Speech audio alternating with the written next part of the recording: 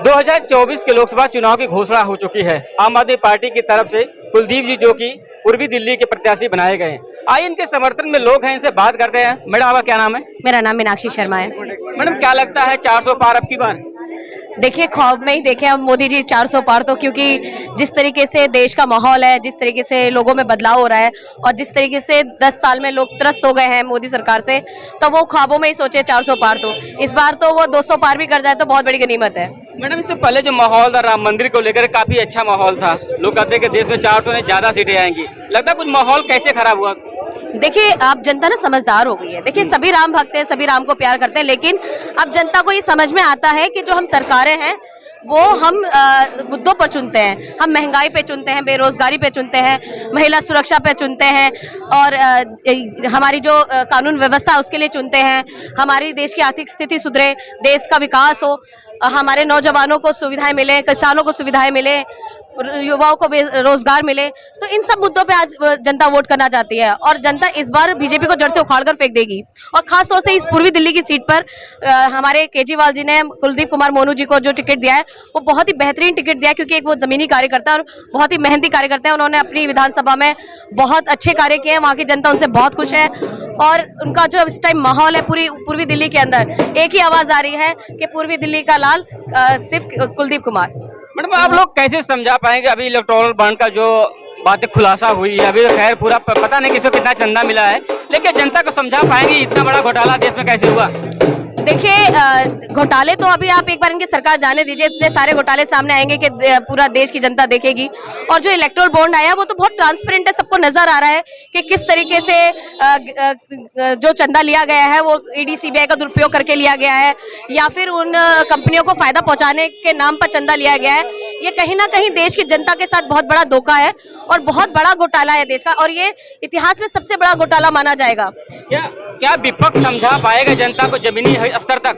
बिल्कुल समझा पाएगा। देखिए मीडिया पे तो इन्होंने कब्जा कर लिया है, लेकिन आज हम जैसे कार्यकर्ता, जो जमीनी कार्यकर्ता है, वो घर घर जाएंगे, लोगों को समझाएंगे कि किस तरीके से आज देश की बर्बादी का कारण बीजेपी बनी हुई है और किस तरीके से इसको उखाड़ना बहुत जरूरी है। तो कार्यकर्ताओं की मेहनत में हमेशा जीत मिली है और हमेशा मिलेगी। एक मुद्दा है 5 किलो राशन का, तो क्या इलेक्टोरल बॉन्ड का जो पैसा है ये जनता के ऊपर हावी हो पाएगा, समझ पाए जनता, या 5 किलो राशन में जनता सिमट के फिर से दोबारा 400 पार की वाली राजनीति को सफल बनाएगी? मैंने आपको कहा ना, जनता बहुत समझदार हो गई है। अब जनता ये नहीं चाहती कि आने वाले 5 साल तक 80 करोड़ की जनता सिर्फ 5 किलो के चने पे निर्भर है, क्योंकि आज युवा को रोजगार चाहिए, आज महिलाओं को सुरक्षा चाहिए, जनता को महंगाई से छुटकारा चाहिए।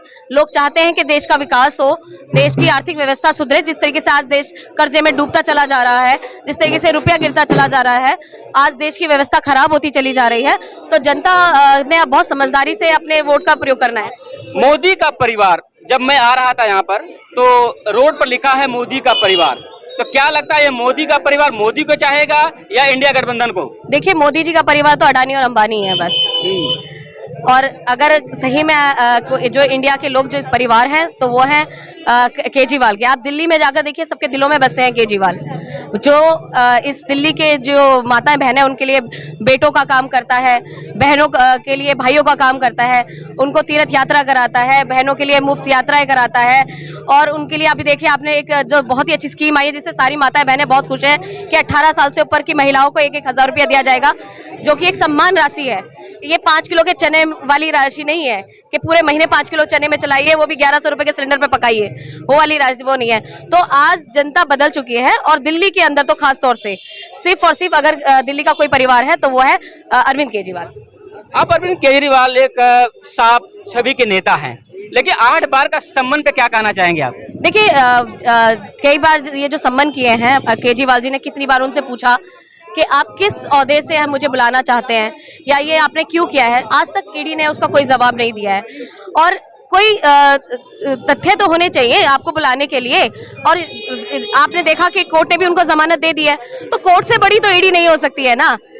लेकिन जो ईडी का दबाव बना करके अभी देखा इलेक्टोरल बॉन्ड में, पहले ईडी का छापा पड़ा, फिर वही पैसा घुमा करके फिर चंदे के रूप में मिला, फिर उनको उससे ज्यादा जो है मुनाफा दिया गया। ये सरकार की नीति लोग समझ क्यों नहीं पा रहे हैं? नहीं देखिए, सब समझ रहे हैं, ये आपकी गलतफहमी है कि लोग समझ नहीं रहे हैं, और इसका जवाब आप देखिएगा आने वाले लोकसभा इलेक्शंस में बीजेपी को मिलेगा। बस लोगों को इंतजार है कि कब वोटिंग हो और वो उसका जवाब दे। क्या मैं समझ सकता हूं कि 400 पार में इंडिया गठबंधन भी अपना सेध लगा पाएगा? देखिए इस बार इंडिया गठबंधन जीतेगा और इंडिया जीतेगा।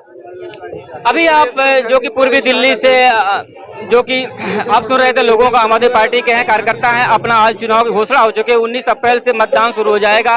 लोगों का एक हुजूम है, एक जोश है, एक जुनून अपने नेता के प्रति लेकर के। अब देखना यह होगा कौन बनता है पूर्वी दिल्ली का सांसद। इससे पहले जो कि गौतम गंभीर यहाँ से सांसद थे, लेकिन उनकी सीट पर इस बार आम आदमी पार्टी की तरफ से कुलदीप जी को। अब देखना यह होगा क्या कुलदीप जी बीजेपी की जो गौतम गंभीर के सीट पर आम आदमी पार्टी का एक वर्चस्व बना पाते हैं या नहीं। देखते रहिए भारत में 24 राजेश यादव के साथ। जय हिंद, जय भारत।